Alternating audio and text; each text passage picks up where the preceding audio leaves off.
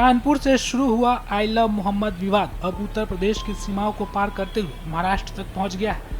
ताजा मामला अहिल्यानगर से सामने आया है, जहां सड़क पर लिखे धार्मिक नारे को लेकर क्षेत्र में तनाव फैल गया। स्थानीय लोगों के बीच नारेबाजी से उपजा विवाद धीरे धीरे तनाव में बदल गया। स्थिति बिगड़ती देख पुलिस तुरंत हरकत में आई और माहौल को काबू करने के लिए हल्का बल प्रयोग किया।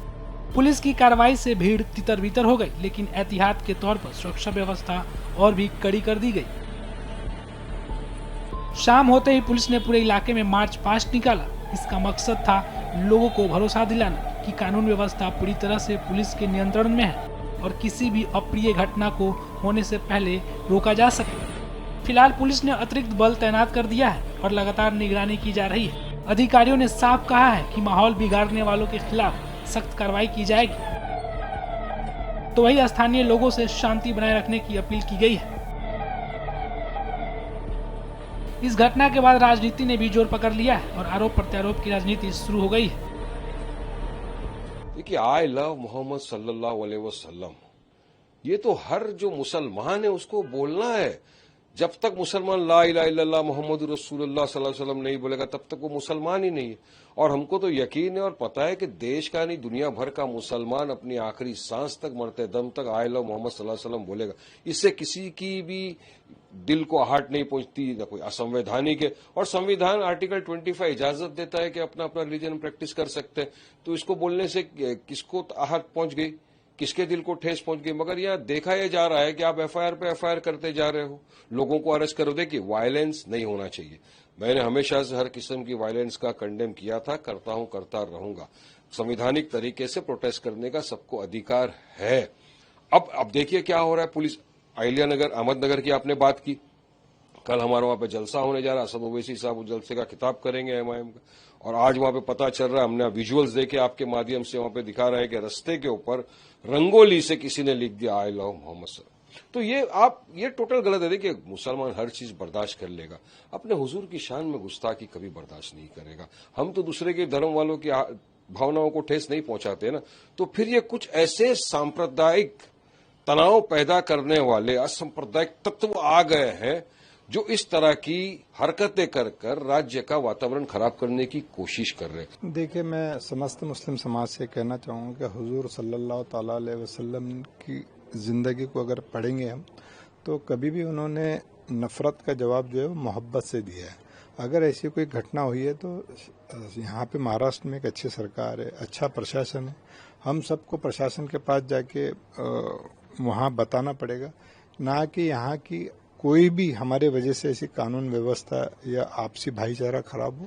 इस पर हमको एकदम ध्यान देने की ज़्यादा ज़रूरत है। तो ऐसा कोई भी घटना ना हो कि जिससे समाज का नाम खराब हो, देश का नाम खराब हो, नेशन का नाम खराब हो। तो ऐसा कुछ भी नहीं करना चाहिए। आपने पुलिस से इस समय बात की? हाँ, मेरी वहाँ के एसपी साहब से बात हुई है। तो उन्होंने मुझे कहा है कि जिन्होंने रंगोली बनाई थी उन पे उन्होंने कार्रवाई की है, शायद अरेस्ट भी किया है।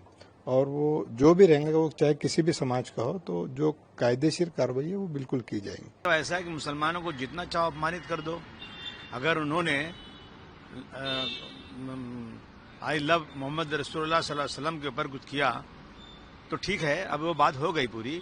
लेकिन बार बार उस चीज को लेकर के कहीं न कहीं मुसलमानों को अपमानित करना और सब केस मुसलमान पर करना, यानी सारी गलती किसी और की हो, मुसलमानों को किया जाए। मुसलमानों कुरान शरीफ के बारे में गलत बातें भी हुई थी, यहाँ पे मुंबई में हुई थी। वहाँ पर जो है कोई अंगूरी बना के उसमें भी अपमानित मुसलमानों को किया जा रहा है।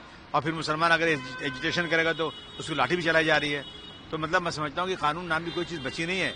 मैं फडणवीस साहब से कहना चाहता हूँ कि आपसे हम बार बार कह रहे हैं कि किसी के धर्म के खिलाफ भी कोई अपमानित बात हो तो आप कानून लाइए। 10 साल का आप ला ही नहीं रहे हैं। इसका मतलब कि सरकार खुद चाहती है कि ऐसी चीजें हो और मुस्लिम हिंदू लड़ाई हो और वो चुन कर आए।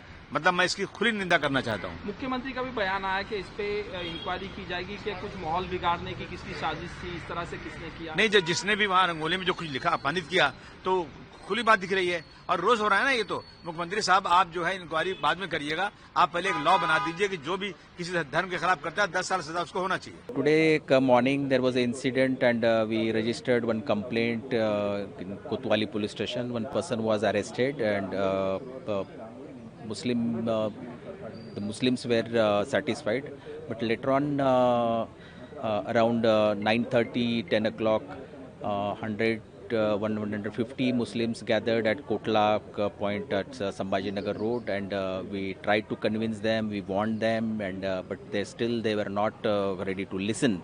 Then they started stone pelting. We used force and we dispersed the mob. Now we have taken more than 30 stone pelters in our custody.